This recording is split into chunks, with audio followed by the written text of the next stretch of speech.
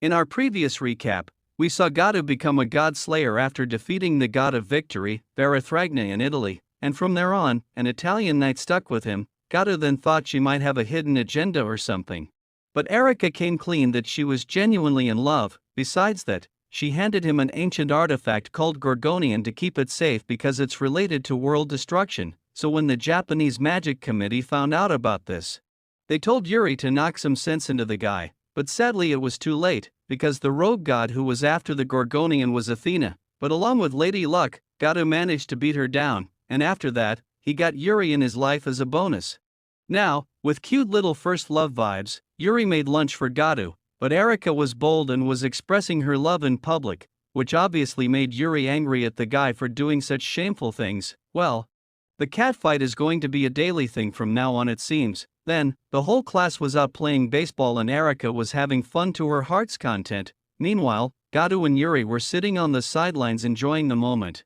So Erika came to fetch him out. She knew the guy used to be an excellent catcher, but after injuring his shoulder, Godo had left playing. But now that he's become a god slayer, his body healed completely.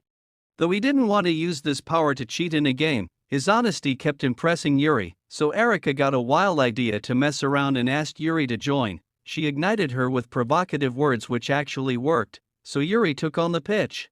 She had a sixth sense and saw beforehand that Erika would throw a fastball straight down the middle, and it happened just like she saw it, but Yuri's swing was so slow that she could never hit it in a million years.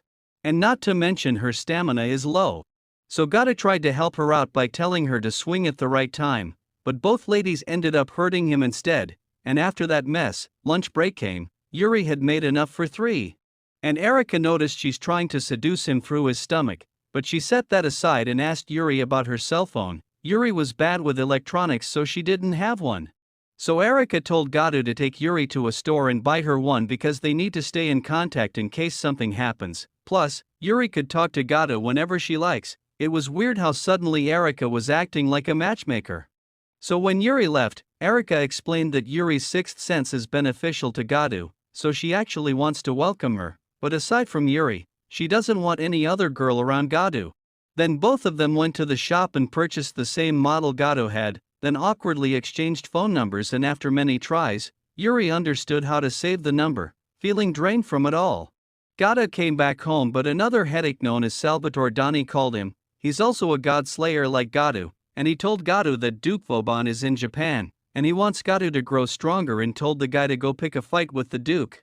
Duke is also a god slayer and he has magic related to the undeads, and now he sent Liliana to kidnap Yuri for some sort of grand scheme.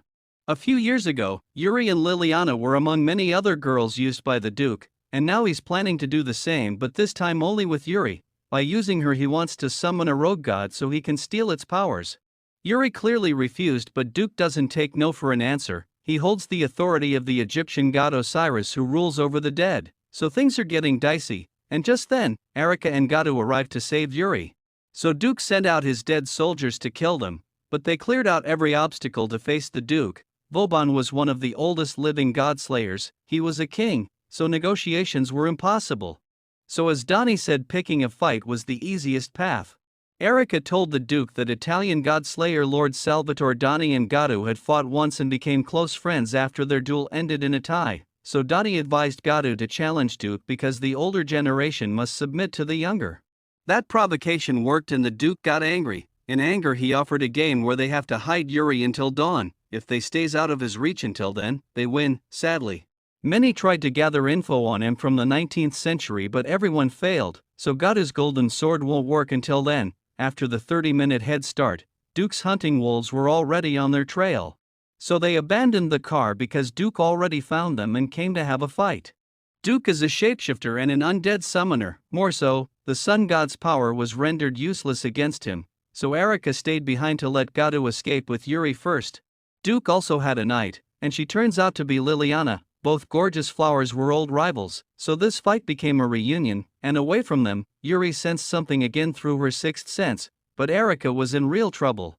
She knew Liliana would never willingly serve Duke, and Liliana blamed Erika for that. She said Erika seduced Godo and made her place beside him. Seeing that, her grandfather forced Liliana to do the same. Their Yuri arrived there and heard it all. She told Liliana that Godo would accept her regardless, but Liliana was upright and declined, though Erika knew one girly's secret about Liliana, one she couldn't resist, so to keep it hidden Liliana had to change sides. With that, they faced Duke again. Erika transferred the knowledge to Godo so he could use the golden sword. The move was impressive since it sliced through Duke's authority, but Duke had many other powers, so beating him was still far off. Yuri had the remaining knowledge Erika didn't, so Erika signaled her to go for it, as she didn't mind her kissing Godo, and Yuri finally did it, completing the golden sword for stopping the Duke, but surprisingly, Duke had a hidden authority he hadn't used until now. It was the turning point in the battlefield.